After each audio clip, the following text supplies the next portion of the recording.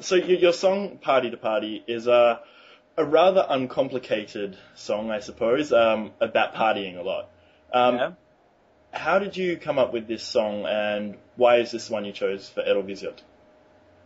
Well, I just wanted to kind of, because the Jimi Constantine live shows tend to be very, very much about having a party with the people, you know. Yeah. So I kind of treat every song that I do on stage, I treat every one of them as a hit. So whether or not they were, a hit or not, I treat them that way. So the people actually relate to that. They kind of like, when you see me live, you see that people are really like, they sing along to the songs that they don't know. They put their hands in the air when I tell them to. So I just kind of wanted to deliver that vibe, in a 3-minute form at Eurovision. I wanted a song where I'd be able to go on stage and, when the song starts, say to the people, tonight we're here to have a good time. Everybody just put your hands in the air, put them together, and just sing along even if you don't know the words. Just have a great time. Yeah. That was kind of what I was going for. Just that sort of immediate energy that can happen between an artist and the audience, Yeah.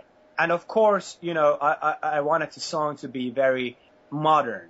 I didn't want it to be like just your basic, rock song or pop song. I did want to incorporate modern sounds, which I'm very into. I started out playing in these garage rock bands, but then over the years, I've kind of discovered all kinds of stuff that's really kind of get me interested in doing music. And these days, it seems that a lot of music is getting mixed and mashed together, and I personally really enjoy it. I'm writing for other people, and it's not just that I'm writing in the genre that I sing in. I'm writing this, like, do you know the word Schlager? Yeah. So I'm writing Schlager songs, for these Finnish, like,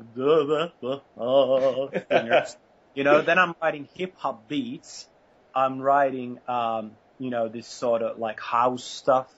I do all, and then this, Crystal Snow kind of very, very modern pop, and then, but of course I always keep in mind these golden rules that I still stand by, which is if you can't sing along to the chorus isn't good enough, Yeah.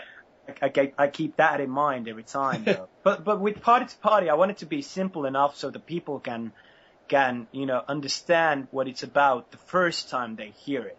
So I wanted it to be very immediate. Yeah. And sometimes saying less is kind of saying more. There's no big story behind the song, but that's what makes it very immediate. When I first did the song live, it had only been out for like a week. And it was great because I had kind of taken a risk and put it at the end of the show, in the encore. It was like the second to last song that I played, because I've got a big back catalog of like hits, that should be played as the encore songs. There's at least like 4 or 5 songs that should have been there instead of that one. So at least for the Finnish crowd. But I decided to put it there because I was pretty sure that it's a song that's immediate enough for people to grab it. And it actually did exactly what I hoped it would, which is it made people kind of like, it's just got that, straight beat, that very modern club beat. But then again, it's got loud guitars. So, people just went crazy. It's beautiful. Loved it. A good reception. Very good reception. Because sometimes when you play new songs, the reception isn't always, when they hear a new song, it takes time for them to adapt to what's going on. Yeah. And especially since I've kind of like, updated my sound, But this one really, really kind of hit the nerve. Well, obviously such an energetic song is going to have a stage performance to match. Can you tell us anything about what to expect on the stage? Well, the thing I'm going to do is when I walk on stage, I'm going to be telling the people what's going to happen. And it's not until I've done that I'm going to start singing. you know. Right. So there's going to be this thing where, because I always tend to talk to the audience a lot. Well, it's not really even talking; it's more like preaching, you know. This type of Southern revival show.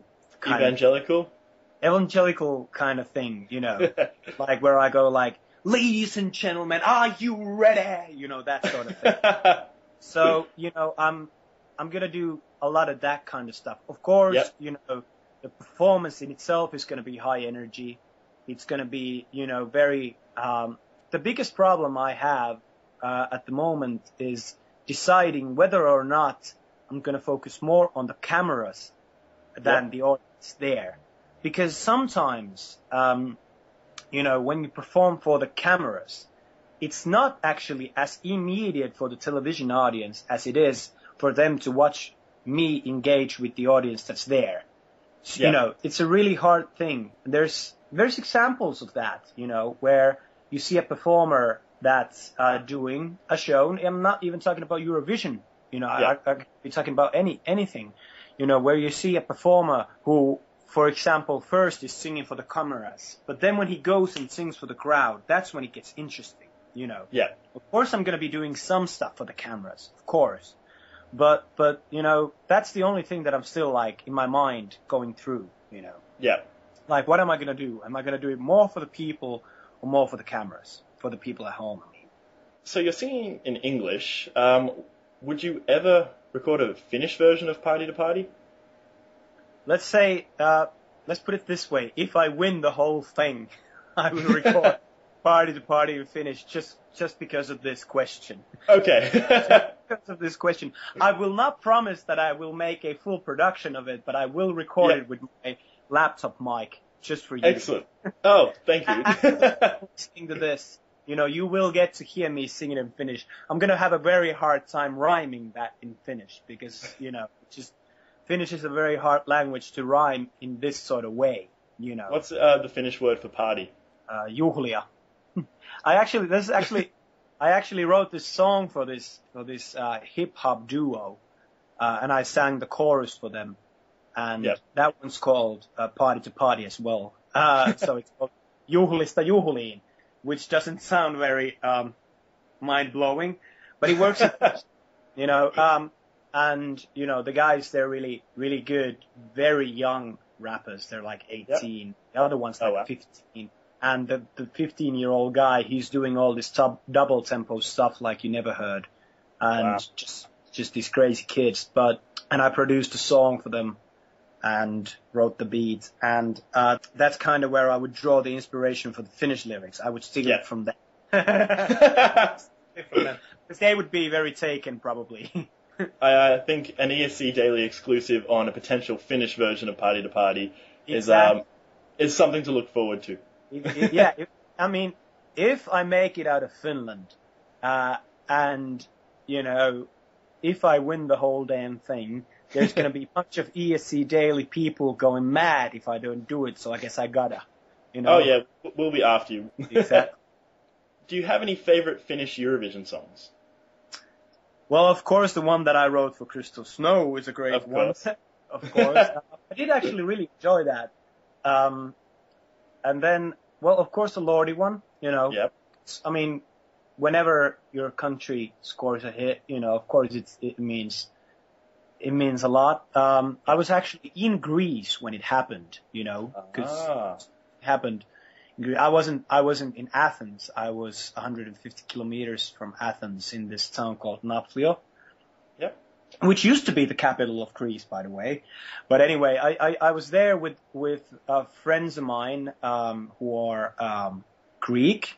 It's a Greek guy named Yorgos, of course, because he's Greek. He's Yorgos, yeah. So well, we were there, and we wanted to go out, actually, I believe. But they wanted to stay and watch it because they wanted to see what the monsters will do. And we couldn't believe that they won. You know, it was like, you know, it's like one of those things where you decide to, in the presidential election, you decide to vote for somebody that you don't like as a joke, and then in the next morning you go like, they've won, you know. You know? But no, I mean we were there, and my Greek friends, there were a few of them there actually. They all went crazy. They loved it.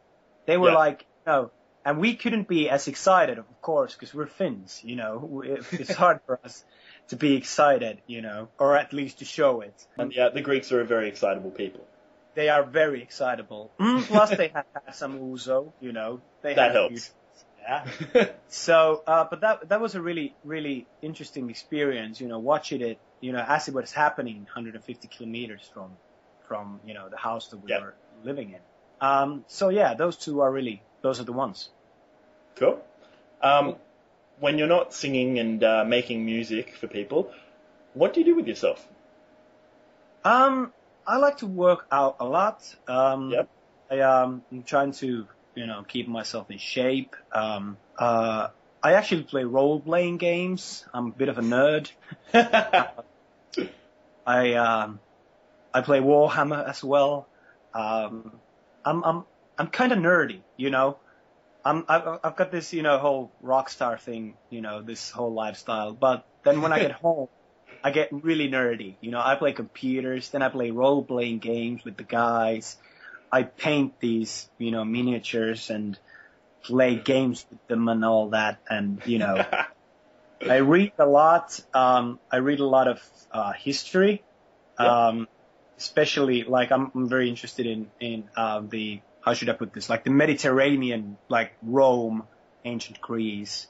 I was just on vacation in Egypt, went to see the ancient civilizations. The ancient civilizations, yeah, but very, very, I've got this very centralized sort of view on it. So I actually don't know very much about, for example, Eastern civilizations. Yeah. I do know a little bit about Middle Eastern, but not Eastern civilizations. Yeah.